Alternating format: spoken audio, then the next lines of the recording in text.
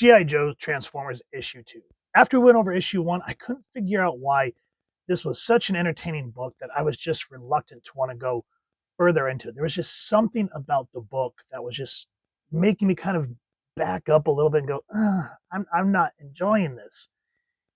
And I finally figured out what it is. The cover, though, gorgeous. I love how we get this view screen of the Joes trying to save all these people on this boat. The Decepticons are boating here in the foreground, just bathed in red. Just a great visual concept to draw the reader in. And then, of course, I miss these little character boxes that they used to put here in the corner. We see Bumblebee and Snake Eyes. That's, oh yeah. Or what's the meme goo? What's the guy do?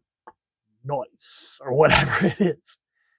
But anyway, spoilers. If you guys have not read this miniseries, pause this video, go get the book either in the collected trade or the singles, which I'm a sucker for floppies because that's just the way I roll, and read this series, or check out the first video, which I will leave a link somewhere in this review so you can check it out at your convenience, and then come back. And you're back. All right, spoilers. Last issue, Bumblebee was tasked with coming to Fort Lewis Army Base to keep an eye on Power Station Alpha to make sure that the Decepticons didn't do anything to it. Bumblebee saw that, of course, the Decepticons came into action. He had to reveal himself.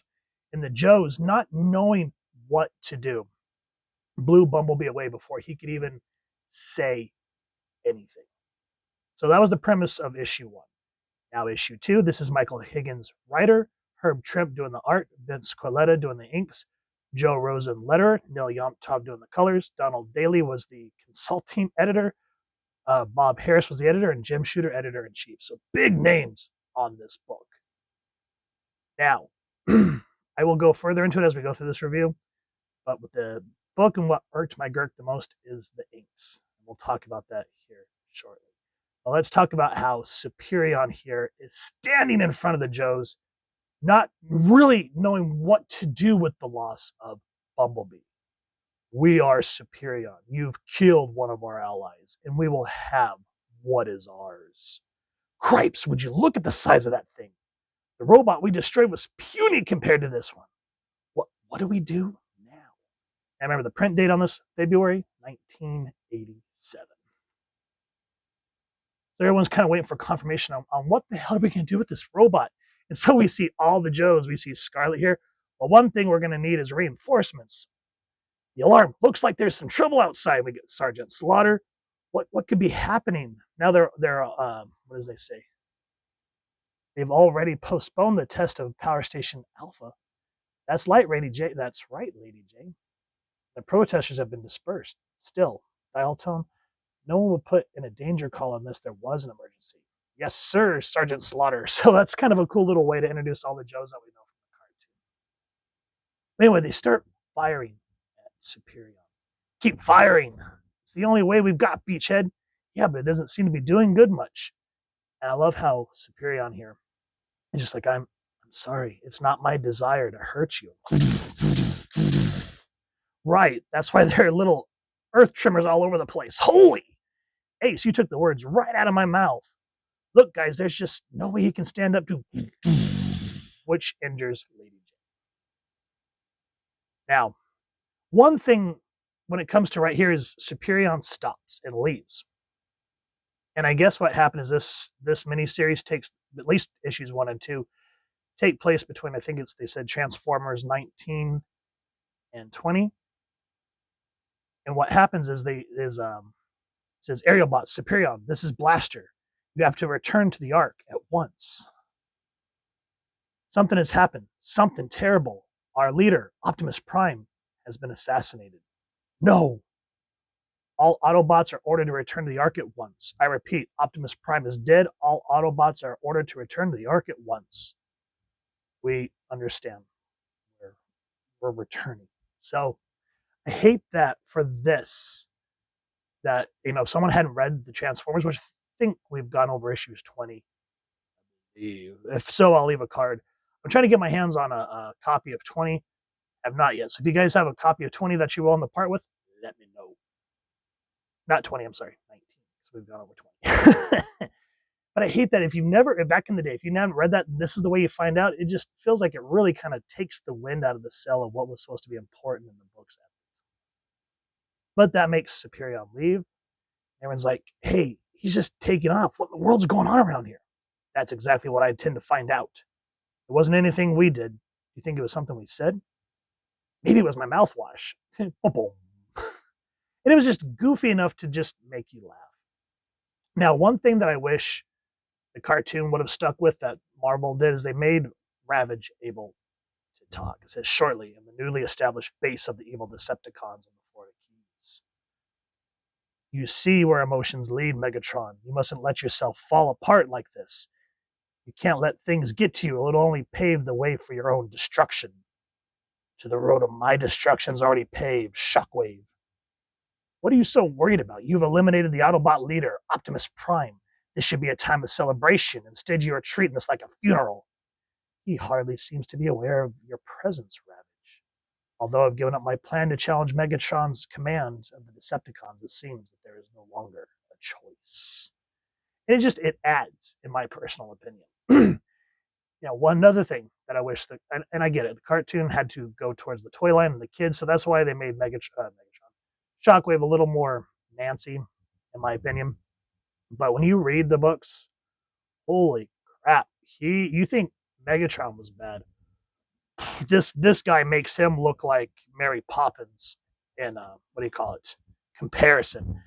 But what's really interesting is this kind of reminds me, if you remember that what was that comic book series called? Of course I get in front of the camera and I can't remember jack squat. Legends of the Dark Knight, where it was called Going Sane, where the Joker thought that he finally killed Batman and it made him sane. In this sense, this kind of reminds me of that, where Megatron has finally defeated Optimus Prime. And it's like he has no reason to live no more. Like, his hatred had consumed him so much that he has nothing left to give. And Shockwave says Megatron stares at the view screen, but he doesn't know the significance of the images he watches, images of events he himself set in motion. Nonetheless, Power Station Alpha will soon be in the hands of the Decepticons. And then we jump over to Cobra Island. We see Dr. Mindbender has been watching Power Station Alpha, and they're like, Dr. Mindbender, do you insist on staring at that screen? Nothing's happening in the slightest. Hint that. Take a closer look, Destro. Even now, the station is beginning to move. Activated by some sort of remote control. Now, I think in the first issue, I cannot remember the name of the Decepticons. I think one of them was an Insecticon that infected a kid, which we will go into, but basically makes Power Station Alpha under Decepticon rule. And I remember there's the mayor or the governor. I can't remember what she is, but I knew that there was something going on with her, and I think this is Hawk. And so there's a scene where he knocks on the door, and it's like, uh-oh, wow, we knew something was going on. But Dr. Mindbender uses this helmet to try to bring Power Station Alpha to Cobra Island, which immediately brings them into confrontation with the Decepticons. But before all that can happen, there is actually a moment where as Power Station Alpha is flying towards Cobra Island, JG Blackrock is on a boat. He's like, oh dear, what are we going to do? Just sit tight, sweetie. What interest could they possibly have in our little pleasure cruise? So that brings Blackrock into the fray with the G.I. Joes. Anyway, we're not going to get into the whole battle. It's pretty badass. But let's get into where the Decepticons finally meet. And Bombshell, that was the guy that did it. He goes, you have our compliments. Attempting to redirect and acquire the power station was a most ambitious gesture. Naturally, could have simply not let you steal Alpha. So we have come to meet you. And what a fortunate meeting this may prove to be. I am most intrigued by these alien robots. What strength they must possess. Surely there must be a way for us to control their mechanical minds and use their powers as our own. I must have the opportunity to investigate this further. As you can see, I would like to propose an alliance, but of course, backs turned. There goes a probe after Bombshell. So, tensions begin to rise. Now, the little kid in the last issue, I think he had blonde hair in the first issue, but they gave him blue hair in this one. He got hit by one of the, I think it was Bombshell's little implants, and it's in his brain now. Now he is essentially just completely comatose. So it's just interesting to show the dynamics of what's happened with the mother that brought him to kind of a dangerous location to protest.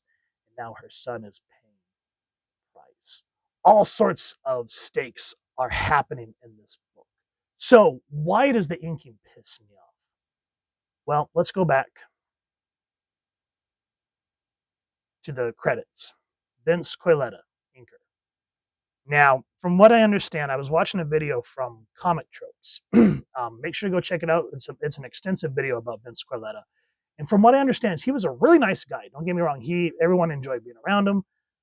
But the way that I understand is he would cut corners. And it really brought him into confrontation. Excuse me, let me just bang the camera. Brought him into confrontation with Jack Kirby because he used to ink Jack Kirby's Fantastic Four run. And the way Comic Trope said it is Kirby never looked back at the completed art. He would just move on to the next thing. So the way Vince Coiletta, because he was quick, the reason that he got work a lot, from what I understand, is he was able to churn out page after page after page really quick, but it was at the cost of cutting corners. So, for example, see how there's all this dead space here, and all we really get is the Joes here in the foreground with Superion and maybe some clouds. So let's use Kirby's Fantastic Four as an example. He would have like people in the background or like all sorts of like intricate mechanical stuff in the background, and Coiletta would just straight up erase it and just leave color or just a place for the colors to just do a generic backdrop. And that's kind of what I'm seeing here. Just see how this very boring white background, like the art in and of itself is not bad. The inking, what's done, is gorgeous, but it just, because he wants to churn stuff out so quickly, I could see now why the book kind of irked my girt, why everything would just start to look very bland and boring. Now, apparently Jack Kirby, someone finally showed Kirby one of his Fantastic Four books, like the finished work.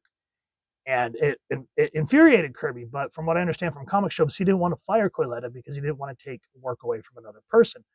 So he brought him onto his Jimmy Olsen comic series, and he didn't draw as much intricate detail, so Coiletta could just ink what he needed to without going behind and wiping out the background. I mean, look at this, just straight boring white background, boring blue background, boring blue background. And it just keeps going. I mean, look, no sky, no fire happening, just another very boring white background with very bland blue. And I bet you 10-1 if we looked at the original artwork, there might have been some waves, there probably would have been some clouds, maybe some trees.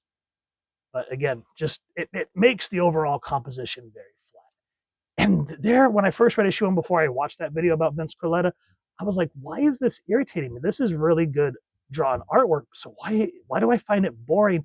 And after I watched that video from Comic Tropes, they just kind of put the whole thing into perspective. So the G.I. Joe's Transformers miniseries, great writing, great action, but sadly, at this time with the inking, I'm sure we've lost a lot of what could have been some great background stuff going on to draw your eye. I mean, look at the way this is done in the foreground here. You can see genius. And, you know, from what I understand, Vince Coiletta was a great artist. I saw some of his work, and it's great. It just, he churned out stuff so he could be quicker, and he kept continuing to get work for it. But from what I understand, it eventually bit him in the ass. So that's why you don't cut corners. What do y'all think? You think that's what's going on here, or am I reading too much into it? If you've enjoyed what you've seen, please first and foremost support your local comic shop or wherever there's going to get your action figures and comics, and pick up this series. If you've enjoyed this review, really would appreciate if you take a moment to like, share, and subscribe. Helps the channel more than you could possibly know. And if you don't mind hitting that fancy little Decepticon bell next, subscribe. That was I can upload content. You guys get notified. Come to the channel, and I love talking with you on hearing your thoughts and feedback down in the comments or the socials, which I'll make sure that the links down in the description. So with all that said, hope you all continue to have an absolutely amazing day reading, and happy hunting, everyone.